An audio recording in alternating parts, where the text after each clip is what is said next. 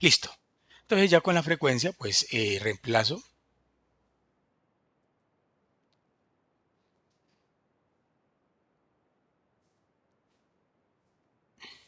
en la ecuación y obtengo la longitud de onda. ¿Sí? Entonces, luego, pues aquí está en metros, la paso a nanómetros. ¿Por qué? Porque nosotros sabemos que el rango visible está entre 400 y 800 nanómetros. Y aquí está en metro, entonces no lo visualizo tan fácilmente de esa manera. Y al hacer la conversión a nanómetros, pues ahora sí me doy cuenta que está dentro de ese rango. ¿Sí? Me preguntan, ¿se trata de una luz absorbida o emitida? Entonces ahí es donde yo miro la transición electrónica, si es de nivel interno al externo o de nivel externo al interno. Entonces nos damos cuenta que es de externo a interno. Entonces por lo tanto es una luz que es emitida, ¿sí? O un proceso de emisión. Luego me preguntan cuál es la región del espectro electromagnético que corresponde a esa transición. Entonces ya sabemos que por la longitud de onda está en el rango visible. Y luego me están pidiendo cuál es el color. Como sabemos que está en el rango visible, entonces ¿cuál es el color? Y con la longitud de onda, pues ahí es donde yo necesito la tablita y miro, ubico esa longitud de onda en la tabla y pues vimos que me cayó aquí en este rango. Entonces por eso esa fue la respuesta. Listo. Bueno. Eh, Miren que la energía de un fotón es igual a h por frecuencia. Sí, ya lo vimos. La energía de un fotón es igual a h por frecuencia. Pero cuando son muchos fotones o más de un fotón, entonces la energía es igual a n por h por frecuencia, donde n es el número de fotones. La misma ecuación. Lo único que va a cambiar es que ya aquí, en la otra anterior, si n es igual a 1, pues la energía de un fotón es igual a h por frecuencia. Pero cuando son más de un fotón, entonces la energía del fotón es igual a n por h por frecuencia. ¿Por qué? Porque hay ejercicios donde me van a pedir que determine el número de fotones. Entonces, esta sería la ecuación que tendría que aplicar. ¿Sí? Bueno. Y pues aquí se dejaron una serie de ejercicios. Espero que los estén trabajando o los hayan trabajado. Como están en exámenes en exámenes parciales, pues no creo que los estén trabajando y no que ahora ya que termine, entonces para la próxima semana ya nosotros quedamos que lo íbamos a hacer ¿qué día? El jueves 2. Jueves 2, ¿sí? Jueves 2. Listo. Jueves 2 de septiembre. Eh, yo en la próxima semana, el día miércoles, voy a ser sometido a una cirugía de reconstrucción de cornetes. Entonces yo el miércoles voy a estar en cirugía, pues no, eh, Dios quiera, pues yéndonos bien, no va a haber ningún inconveniente, pues no hay problema. Yo les envío el examen el día jueves en eso. Y pues dependiendo del número de días de incapacidad que me den, pues así mismo se mira pues que un profesor me reemplace en esos días. O sea, para que lo vayan teniendo en cuenta. ¿Sí? Ve, profe, una pregunta. Sí. ¿El parcial hay que responderlo en el documento que nos envías o con fotos? No, por eso yo les he dado una alternativa a ustedes. Si usted lo envía en el documento que está ahí, pues en un momento dado es más fácil. ¿Sí? Sí, no, Ah, pues sí, porque yo vi que dijiste que lo del quiz, que era mejor contestarlo ahí en el formatico que nos enviaste. sí, porque es que cuando usted llega y reemplaza, entonces a veces hace, como les digo, se responde a una pregunta, entonces llegan y los pegan y a veces pegan varios archivos. Y ustedes cometen el error de no marcar los archivos. Ah, porque yo lo Entonces, que hice fue que te envié la fotico. Yo lo resolví a lápiz y te lo envié la fotico de la hoja. sí, sí, ¿Así sí. no? ¿Así está bien o no? No, no, sí, así está bien. Lo que pasa es lo que sí, así está bien. Pues es que muchas Ah, veces bueno. uno puede llegar y tomar la foto y llega y después la copia y la pega en el documento. Por eso se Sino cose. que yo no sé por qué, pero justo en ese momento todo eso de trabajo de computador, eso, Sí, siempre la ley de siempre en Murphy. ese momento, Sí, ¿verdad? En ese momentico eso como se ajá. pega todo Sí, y todo. En ese se momento, pierde el tiempo. cuando uno la tiene que enviar, siempre pasa eso. En cambio, el celular pues toma la foto y la envía de una. Sí, claro. ¿Listo? Y en Tiempo. cambio, si uno la toma eh, con el celular, entonces tiene que llegar y compartir, y después llega y lo pega allá, y después de Eso, ahí lo tiene que copiar, pasarla. y después pegarlo en el archivo. Entonces, pues es un poquito más Eso. largo. Ajá. Y si uno Y está ahí corto, corre el riesgo uno de que le den 15 minutos más y ahí sí, ahí sí. sí, si uno está corto de tiempo, entonces ahí está, Es, bueno. Sí, no, es, yo entiendo bueno, todas esas cosas. chistoso. Pero por eso les digo a usted, lo importante es que cuando usted tome la foto, que esa foto le quede bien tomada. O sea, que cuando uno llegue y la amplifique, no se vaya a distorsionar. O sea, que la información que usted tiene ahí sea, no tenga inconvenientes. Porque ya muchas veces toman la foto a las carreras y entonces queda difuso cuando uno llega y la abre y le toca a uno pues adivinar. Y pues y yo no me voy a poner a estar, los profesores me ponen a estar adivinando. Y dice, bueno, pues que esto de dónde salió, aquí esto no entiende bien. Pues entonces le ponen cualquier cosa al punto y ustedes son los que están perdiendo. ¿Sí? Bueno, es en ese sentido. Listo. Entonces miren que esos son los tipos de ejercicios. Ahí ya con esos tipos de ejercicios ustedes se pueden enfrentar. Como les digo, no sé cuántos de ustedes han abierto la conferencia de estructura atómica y han visto los ejercicios de la página 20. Me la están debiendo, ¿se dan cuenta? Y estas son las cosas que, Yo no he llegado a la página 20 aún. pues, pues por eso es que en la página 20 están los ejercicios donde pues están los ejercicios propuestos para la aplicación. Como, como es como la lectura ahí también explica bastante. Sí, eso. Entonces ahí pues cuando yo voy a resolver ejercicios, y entonces en la página 20 hay varios ejercicios, como 14 o 15 ejercicios propuestos. Entonces eso les van a servir y los que están aquí, pues ya tiene usted una buena base de ejercicios para poder resolver y llegar con una buena habilidad y destreza para cualquiera de los ejercicios que se coloquen en el parcial. Bueno, ya pero con esto que se le hemos dado con diferente nivel de dificultad, ahí están, como les digo, se pueden resolver cualquier tipo de esos ejercicios que están planteados. No van a tener, yo sé que no van a tener problemas. Por eso han sido seleccionados eh, de una manera pertinente, ¿sí? Pues casualmente para eso. Bueno, entonces, con base en eso, fue que llegó Bohr y pudo explicar pues muchos de los fenómenos pues, que se estaban presentando y que la mecánica clásica no podía explicar. Aprovechó el enunciado de Max Planck con su mecánica cuántica y pudo sacar su teoría. Esa teoría de Bohr del modelo atómico duró aproximadamente unos 12 años y luego los científicos se dieron cuenta de que tenía un error, ¿sí? De que de los cuatro postulados, en el postulado número 2 que las órbitas no podían ser circulares. ¿Por qué? Porque se determinó de que aparecieron nuevos estudios de ondas electromagnéticas y se dieron cuenta de que si las ondas eran circulares, el núcleo, como tiene toda la carga positiva, iba a atraer con el tiempo la carga negativa hacia él y el átomo podía colapsar. Sí, o sea, podría desaparecer. Y si el átomo desaparece, comienzan a desaparecer las cosas. Entonces ahí ya eh, se dieron cuenta de que había un error en el modelo de Bohr para explicar en esa región del espacio donde está girando el electrón, pues no lo puede hacer de una manera circular. Y ahí es donde aparece el señor Arnold Sommerfeld. ¿Sí? Pues él es muy conocido en la parte de los físicos.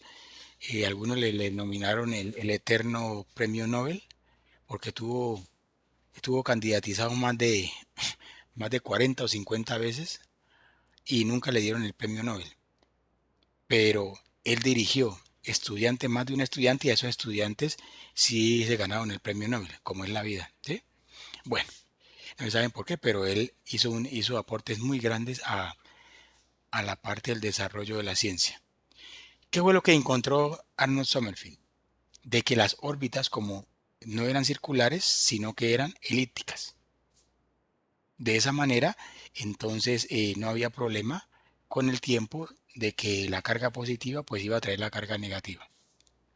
Ese fue el aporte que él hizo a el modelo atómico y eso pues, no lo tuvieron en cuenta para nombrarlo como premio Nobel. Siempre le atravesaba algo. Listo. Entonces, los electrones se desplazan en órbitas elípticas, en las cuales él denominó subniveles de energía. Entonces, en esas órbitas elípticas, cuando él habla que hay subniveles, quiere decir que en esa región hay valores de cuánticos determinados. Y por eso ahí se habla de subniveles. O sea que ese nivel está dividido como en partes. Bueno, ya vamos a ver qué consisten los subniveles. Y porque un nivel de energía cuantificado puede tener subniveles S, P o D. Entonces, en esa energía, ahí hay espacio para diferentes valores de energía en un momento dado, cuantificados y específicos. Ese fue el aporte de Sommerfeld. Luego, recuerden ustedes que del modelo atómico de Bohr o de Rutherford y todos estos que vamos a ver, las teorías se basan en explicar cómo es que están distribuidos los electrones en ese gran espacio vacío del átomo. O sea, cómo se encuentran en los niveles de energía y cómo se pueden encontrar de una manera de una gran precisión. Ya con base en eso, entonces viene el otro aporte de Louis de Broglie o de Broglie. Él, haciendo su tesis doctoral, se encontró de que los electrones en esas órbitas elípticas tienen un comportamiento dual. O sea que se conforman de dos maneras. Se pueden comportar como partícula porque tienen una masa o se pueden comportar como una onda porque tienen asociado una longitud de onda. ¿Sí? Entonces, aquí está la ecuación que él dedujo, que lambda era igual a la constante de Planck sobre la masa por la velocidad. Ahora vamos a ver esa es una deducción fácil, ¿sí? Una deducción fácil. Cómo se llega a esta fórmula de lambda igual a h sobre la masa del electrón por la velocidad. Entonces, aquí demuestra que el electrón, cuando está girando en esas órbitas elípticas, tiene un comportamiento como partícula, porque tiene una masa, y un comportamiento como una onda. Entonces miramos aquí. Entonces, miren, cuando se comporta como una partícula, entonces la energía del electrón es igual a h por frecuencia. ¿Sí? Y nosotros sabemos que de acuerdo a la ecuación famosa de Albert Einstein, la energía de una partícula es igual a la masa por la velocidad de la luz al cuadrado. ¿Sí?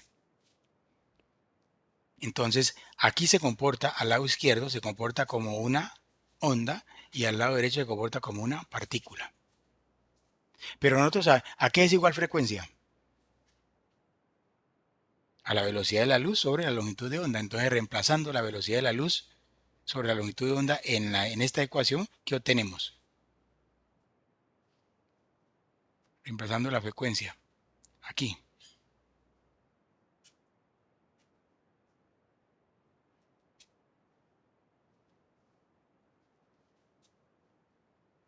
Reemplazando la frecuencia aquí. Sería masa por la velocidad al cuadrado. Entonces sería h por c sobre lambda. ¿Sí? Sería h por c sobre lambda. ¿De acuerdo? Reemplazándola ahí. ¿Sí? H por c sobre lambda igual a mc al cuadrado. Entonces, acomodando aquí eh, términos semejantes para eliminarlos, entonces, ¿qué hacemos?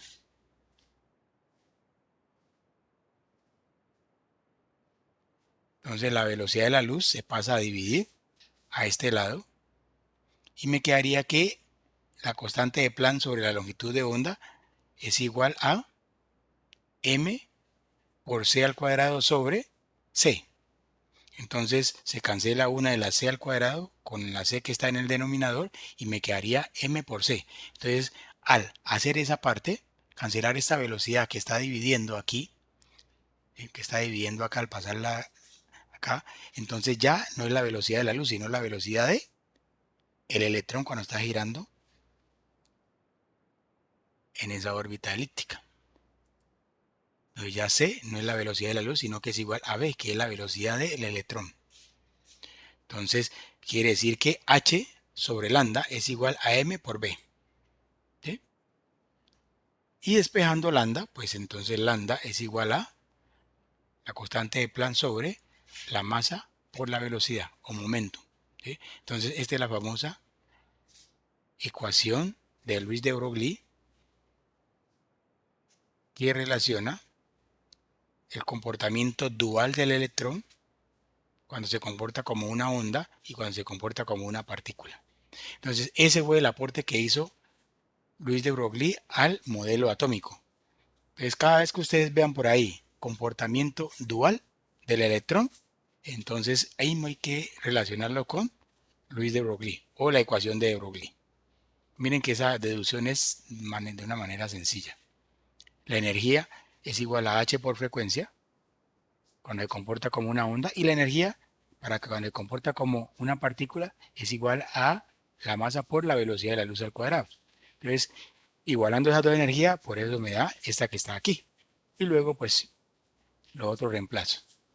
Ese fue la teoría. ¿Sí? Entonces, eso que dice momento o ímpetu de cualquier objeto está aquí, m por v.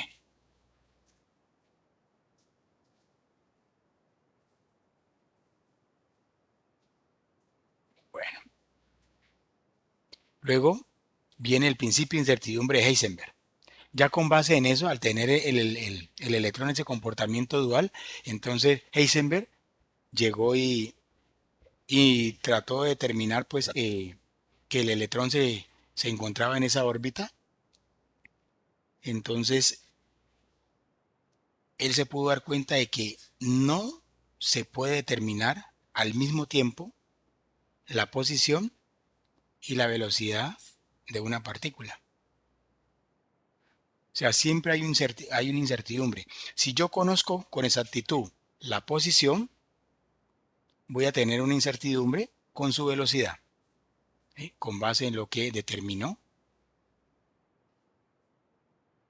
de Broglie o de Broglie. Entonces, la incertidumbre en la posición, por eso dice aquí delta de x, en ese espacio donde está girando, está relacionado con la longitud de onda. Y la incertidumbre en la velocidad con que se encuentra, o sea, la masa por, aquí pues no sé, ya sabemos que esta c es igual a b, que es igual a h por sobre lambda. ¿Sí? Entonces es la incertidumbre en la velocidad. Ese fue el aporte que hice. Entonces aquí al unir las dos, entonces nos damos cuenta que yo no puedo ojo, por eso dice principio incertidumbre, o sea que yo no conozco con certeza, tengo una duda. O sea, no se puede determinar simultáneamente o al mismo tiempo la posición y la velocidad de una partícula. En este caso es del electrón cuando está girando alrededor del núcleo en esa órbita elíptica. Para que hagamos una analogía para que podamos comprender ese principio de incertidumbre de que yo no puedo conocer simultáneamente. Miren, pues yo creo que la mayoría ha jugado, bueno, no todos tienen esa de haber jugado billar, sobre todo billar pool. La mayoría pues sabemos pues que Sí, claro, profe. Claro, pues hay algunos, no, pues eh, Alguito. hay algunos que son más vagonios que otros, pero esa es una vagancia sana, ¿no? Bueno, listo, Eso bien tiene acompañado. eso tiene un matemática ahí, Sí, sí, profe. sí, sí, eso tiene su acompañamiento bien, ¿no? Después de que estén bien frías y la carnita al lado, no hay problema. Bueno, entonces mire, supongamos que, lo digo porque muchas veces a veces las mujeres también, ellas, hay unas que son buenas para, llega uno y se estrella, uno cree que porque no, y resulta que no es suerte de principiante, sino que ya es un maestro en eso. Entonces, uno acomoda las bolas en el triángulo, las ordena, y se acomodan en un triangulito. Y se coloca al frente la bola blanca, que es la que va a atacar, o sea, el vértice donde están las bolas. En ese momento yo conozco la posición de cada una de las bolas. ¿Estamos de acuerdo? O sea que ahí yo conozco con exactitud la posición, pero voy a tener una incertidumbre. ¿Cuál va a ser la incertidumbre? La incertidumbre de que cuando yo golpee donde están las bolas organizadas en el triángulo, no voy a conocer con qué velocidad va a salir cada una de ellas. O si yo puedo decir, la bola número 8 va a estar acá, la bola número 7 va a estar aquí, la número 2, la número 3. No, voy a tener incertidumbre.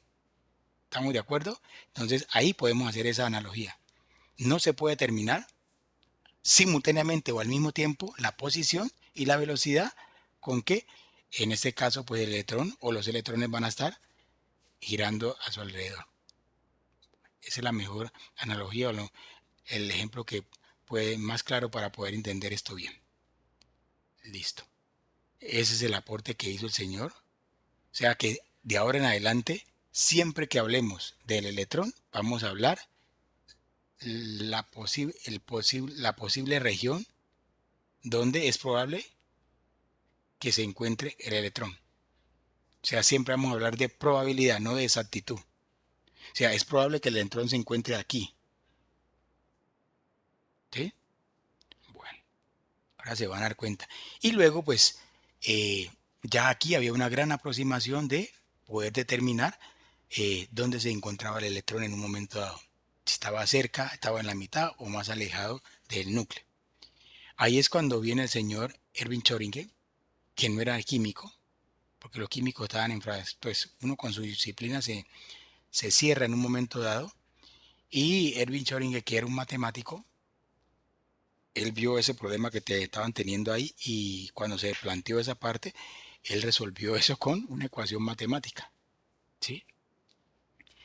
Entonces, cuando él aplicó esa famosa ecuación de onda de Erwin Schrödinger, se pudo determinar con una buena precisión la probabilidad donde se podía encontrar el electrón. Entonces, miren, esta es la ecuacioncita de Erwin Schrödinger, ¿sí? La solución matemática de esta es bastante complicada, ¿sí? Aquí hay laplacianos y hay matemáticas de buenas matemáticas involucradas, ¿sí? Derivadas parciales. Pero bueno, eso no le importa porque a nosotros no nos interesa, sino que cuando se resuelve esta ecuación, que está en función de los ejes tridimensionales, y porque ya yo puedo, esta ecuación lo que permite es determinar el electrón tridimensionalmente, que es como sucede en la vida real. O sea que va a tener una orientación con el eje X, con el eje Y y con el eje Z.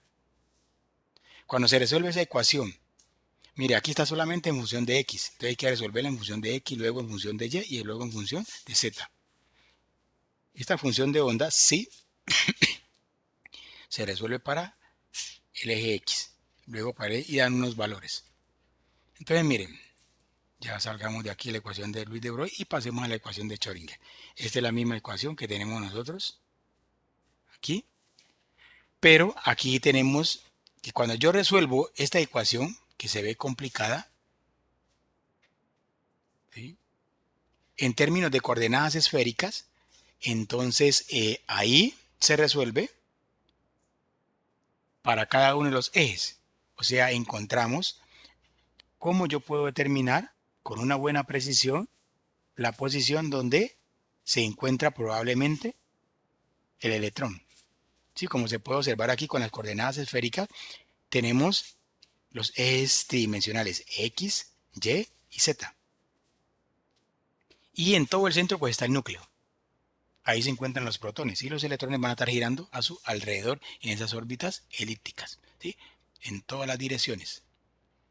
Entonces, al aplicar las coordenadas esféricas o coordenadas polares, entonces yo puedo resolver la distancia donde se encuentra el electrón con base en el radio R.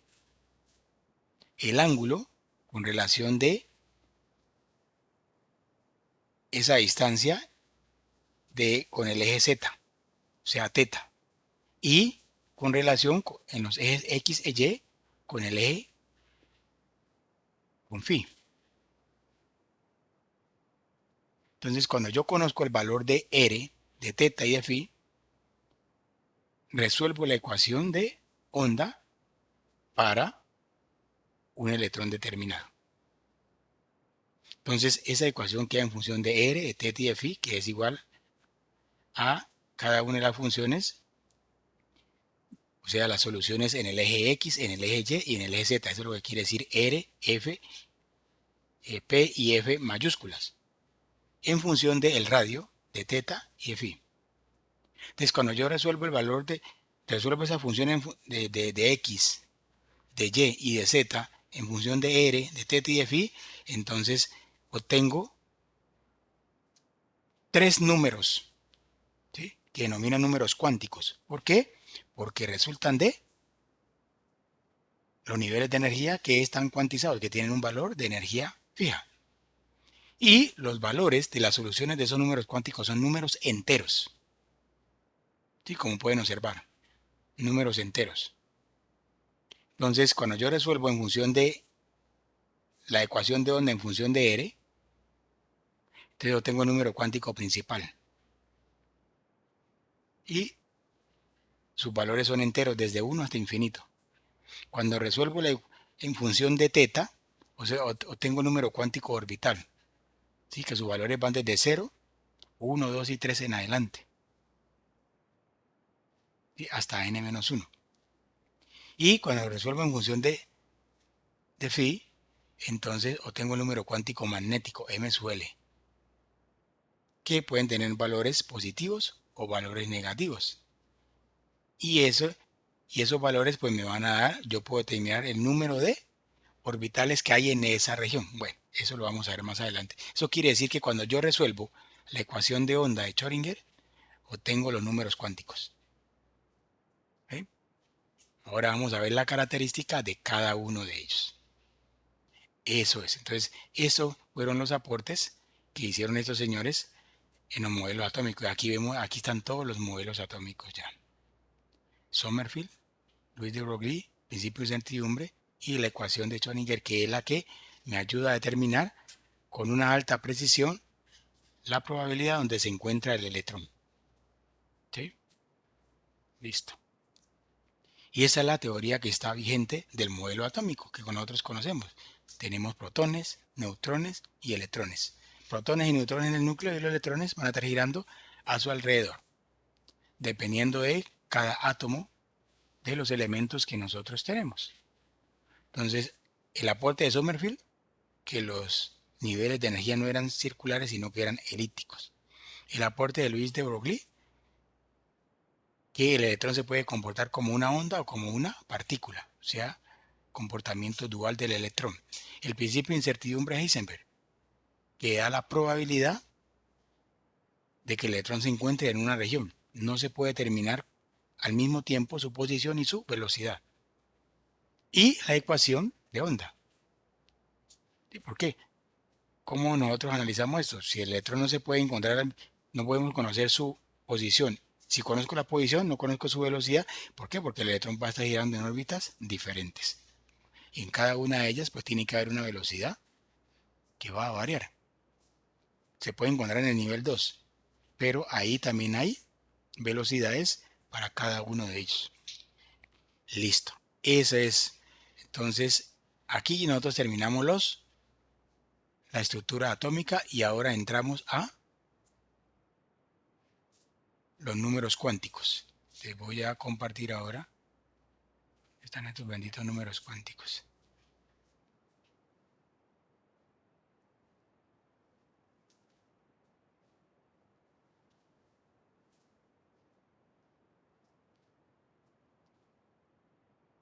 Una pequeña pregunta fuera de contexto. ¿Sí? El Schrödinger de la ecuación que me acabas de mostrar sobre el átomo, ¿es el mismo Schrödinger del experimento del gato en la caja? Sí, es el mismo ese. Es el mismo. Ah, creo que tenía la duda por si me llegaba a equivocar de sujeto cuando estoy investigando ahorita. Sí, claro. Ay, no, esto no me sale aquí, eso es mal. Vamos a ver acá.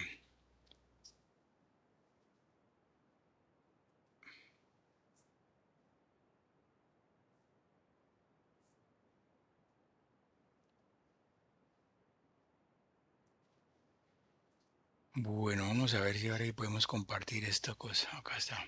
Por fin. Bueno, estábamos aquí. Entonces ya terminamos la teoría atómica. Ahora, pues seguimos en ella, ¿no? Vamos con los números cuánticos para darle continuidad a lo que es. Entonces ya conocemos en los modelos atómicos, entonces ya conocemos, ya vemos que el átomo está estructurado de esa manera. En el núcleo, protones y neutrones y a su alrededor los electrones. Listo, entonces los números cuánticos, como pudimos observar, son las soluciones aceptables a la ecuación de onda de Herbi-Schrödinger, que son números enteros, ¿sí?, que me van a determinar la posición más probable donde se encuentra el electrón girando alrededor del núcleo. Bueno, aquí ya sabemos, cuando yo resuelvo la ecuación en función de las coordenadas esféricas, entonces yo tengo el número cuántico principal n, el número cuántico orbital L y el número cuántico magnético M sub L. Entonces vamos a ver de dónde aparecen, vamos a ver la característica de cada uno de ellos. ¿Sí? Aquí tenemos.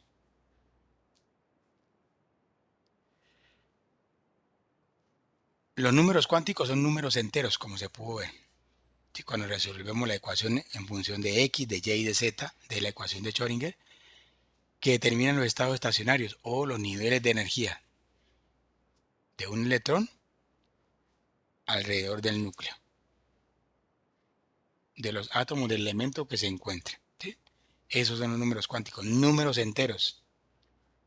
Entonces, ojo, que así me aparecen a mí que un número cuántico por lo menos n, L y ML, como vimos, el cuántico, el orbital y el magnético, me aparecen con valores fraccionarios. No es posible, la solución no es aceptable de la solución de Schrödinger.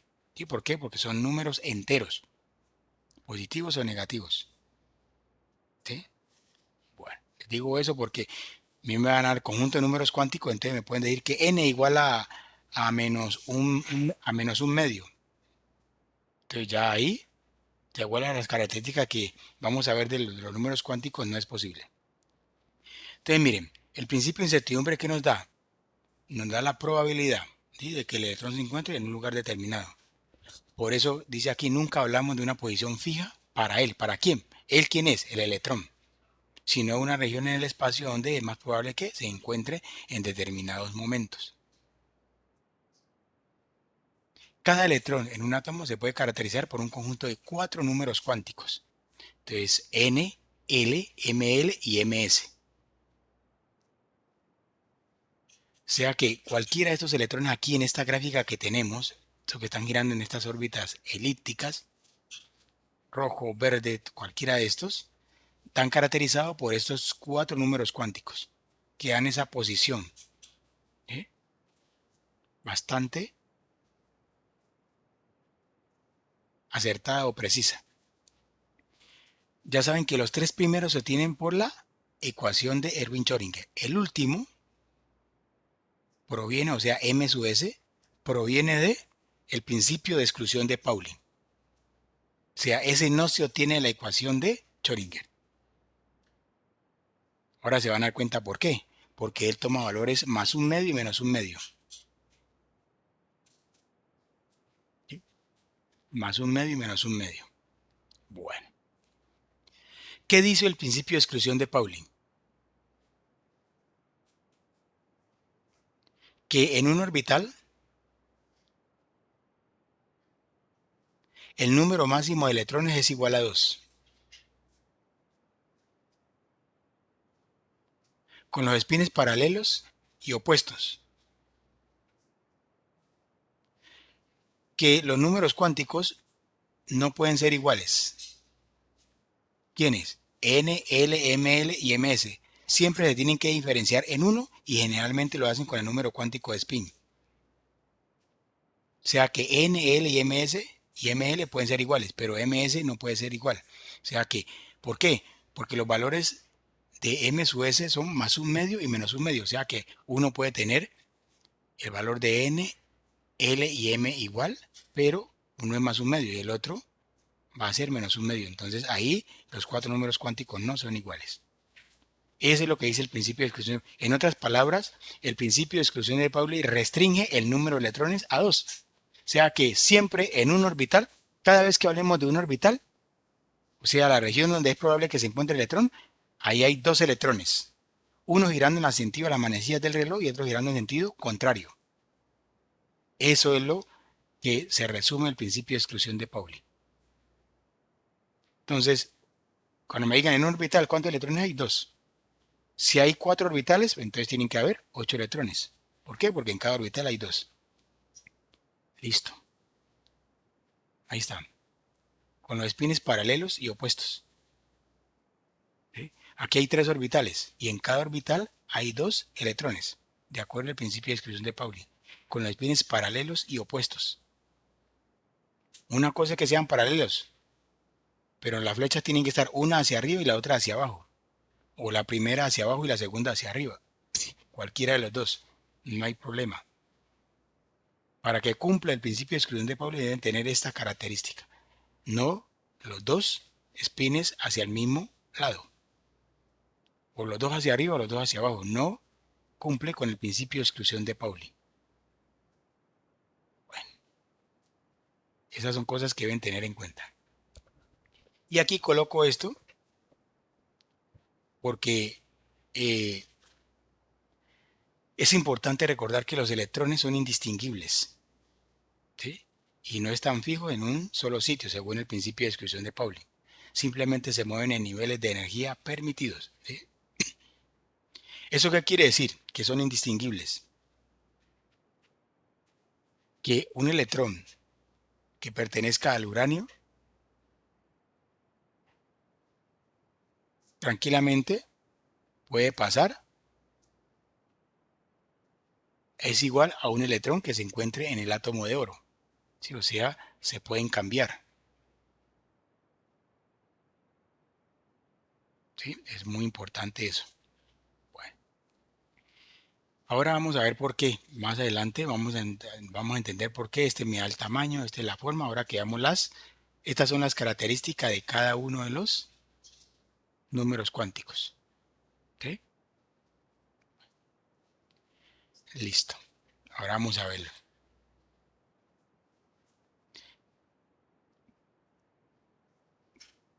¿Alguien tiene horas? 7:20, profe. 7:20. Bueno. Listo. Entonces miren. Miremos la característica del número cuántico principal. Entonces ya sabemos. La ecuación de Schrödinger me da los números cuánticos. N, L y ML. ¿Sí? Vamos a ver ahora la característica de cada uno de ellos. ¿Por qué? Porque este número resulta de la solución de él, en función de las coordenadas esféricas. Entonces, vamos a ver por qué se llama número cuántico principal. Aquí está. Hay que conocer y diferenciar bien esas características. Determina la distribución radial media entre el electrón y el núcleo. ¿Sí? O sea que es la distancia que hay desde el núcleo hasta el nivel más cercano. ¿Sí? Por eso habla de una distribución radial media. ¿Por qué media? Porque yo no puedo decir exactamente se encuentra aquí, por el principio de incertidumbre de Heisenberg. Puede estar aquí, puede estar acá o puede estar acá. Pero siempre en un valor de energía determinado. Sí, ahora miramos una analogía para poder comprender eso. Identifica el nivel de energía donde se encuentra el electrón. Eso es lo que quiere decir ahí. Que el electrón se puede encontrar en el nivel 1, en el nivel 2, en el nivel 3, en el nivel 4, en el nivel 5, en el nivel 6 o en el nivel 7. Determina su energía y su tamaño. Claro, porque si el electrón se encuentra en el nivel 2, eso quiere decir que ese va a ser el tamaño desde el núcleo hasta el nivel 2. Yo puedo tener otro átomo en el cual el electrón más externo va a estar en el nivel 4. Entonces, si está en el nivel 4, ese tiene 4 niveles energéticos, ya su tamaño va a ser más grande. Por eso se dice que determina su energía y su tamaño. Cada nivel tiene un valor y el tamaño, pues, a medida que tiene mayor niveles de energía, pues va a ser más grande. Rige los valores de energía permitidos por el átomo. Claro, esos valores de energía van a estar determinados por el nivel energético. ¿Sí? Por eso se toma valores enteros a partir de 1, 2, 3 en adelante. ¿Sí? Entonces, ahora ahí ya nos damos cuenta por qué R, función de R, que es el número cuántico principal, N toma valores de 1, 2 y 3. Porque cuando yo resuelvo la ecuación de Schrödinger en función de esta, en la coordenada de R, entonces obtengo valores de 1, 2 y 3. No obtengo valores de 0, ni valores negativos, desde 1 en adelante. ¿Sí? Entonces, esa es la característica del número cuántico principal. Determina la energía y el tamaño del átomo. Y los valores van desde 1, 2, 3, 4, 5, 6, 7 valores enteros. Siempre se representan con la letra N minúscula. Miren que aquí estamos en números cuánticos, o sea que esa N no se puede confundir con nanómetro, ¿no? Con el prefijo de las medidas, porque aquí no estamos hablando de medidas, cada uno en su contexto. El otro número cuántico, mire, ese tiene 3, se pueden, dependiendo del texto que yo esté consultando, puede tener esos 3 nombres y es el mismo.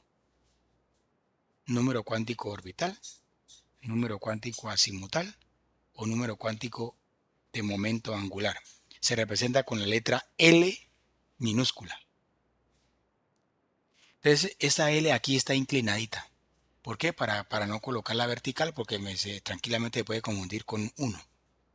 Entonces, siempre la vamos a encontrar una L inclinada. ¿Sí? Pero es minúscula. Porque si la coloco mayúscula, se pueden confundir con litros. Y eso nada tiene que ver. Entonces, es una L en esas características. Ese número cuántico se caracteriza porque, dice aquí, determina la forma espacial. ¿Sí? La cual va a estar relacionada pues, con el tamaño y la geometría del orbital en el cual se encuentre. En otras palabras, el número cuántico orbital está relacionado con los subniveles de energía. ¿Sí? Con los subniveles. Y los subniveles son S, P, D y F. Eso ya ahí nos vamos acordando de esa química que nosotros vimos en 11. ¿Sí? Listo. Entonces L está relacionado con la forma espacial y está relacionado con los subniveles. O sea que cada vez que me hablen del número cuántico orbital o me hablen de sus niveles, inmediatamente lo relaciono con L. Si me hablan de la energía y el tamaño, con N. Si me hablan de la geometría y de los subniveles, es L. ¿Sí? Y miren que L toma valores desde 0 hasta n-1. Esos son los valores que toma L. desde 0 hasta n-1. Por eso es que cuando se resuelve la ecuación de onda en función de teta, que es el número cuántico orbital, L toma valores desde 0, 1, 2, 3 hasta n-1. Eso quiere decir que si n es igual a 4, los valores que puede tomar L van desde 0, 1, 2 y 3. ¿Ok? 4. Si n es igual a 4, entonces los valores que puede tomar L van desde 0, 1, 2 y 3. No más. Hasta n-1. Bueno.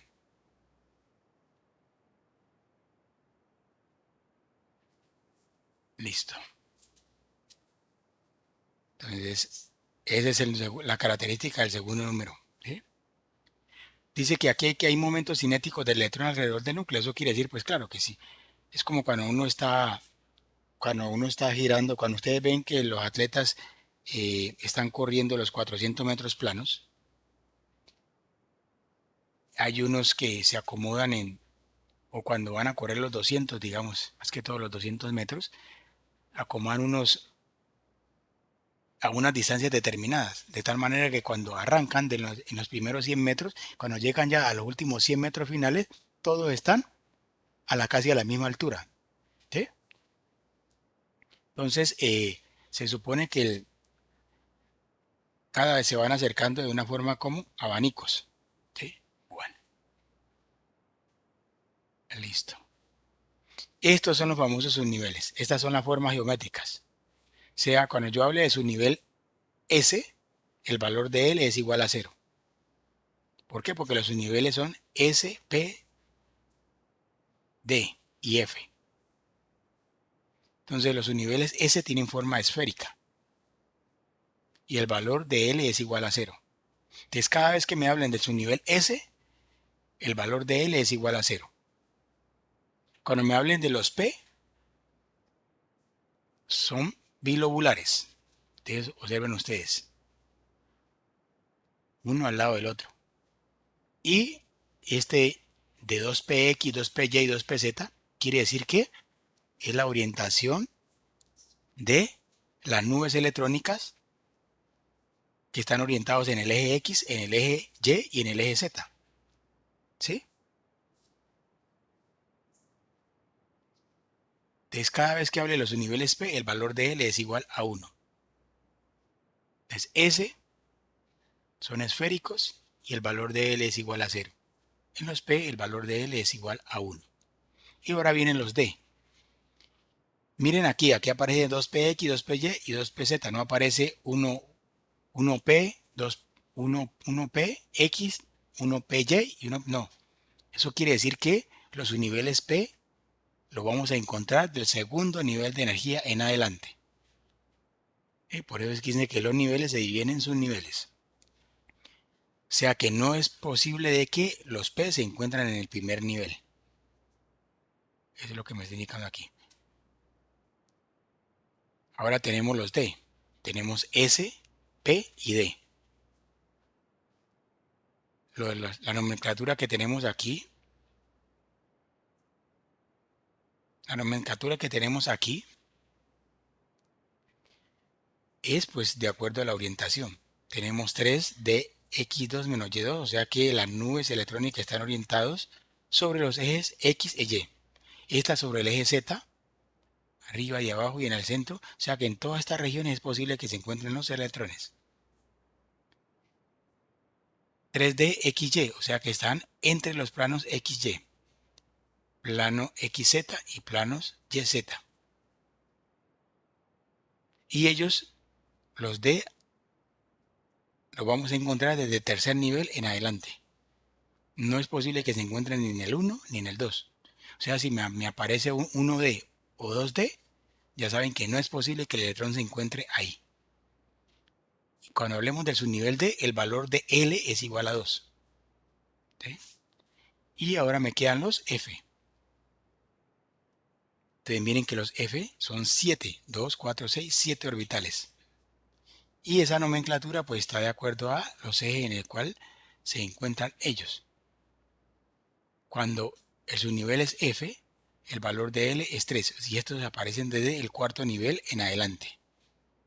O sea que cuando nosotros nos encontramos en el cuarto nivel está, pues como la órbita está más alejada del núcleo, hay más espacio. Entonces por eso ahí vamos a encontrar 4S, 4P, 4D y 4F.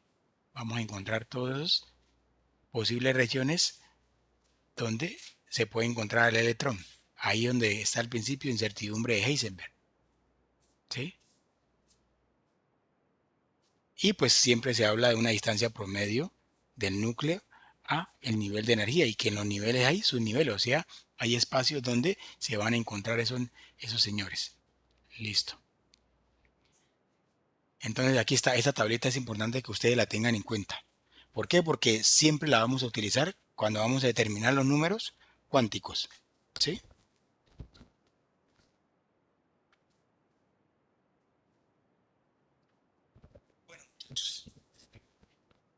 Entonces, dejemos aquí. En la próxima clase pues terminamos esta parte y pues si hay alguna, como se dice, alguna duda con relación a los ejercicios o de los que hemos trabajado, entonces la aclaramos. ¿Sí? Entonces yo voy a meter en el parcial lo que vimos hasta la clase anterior. Sí, o sea que esta todavía no. Esta ya queda para el segundo parcial. Y para que reforcemos bien los conocimientos.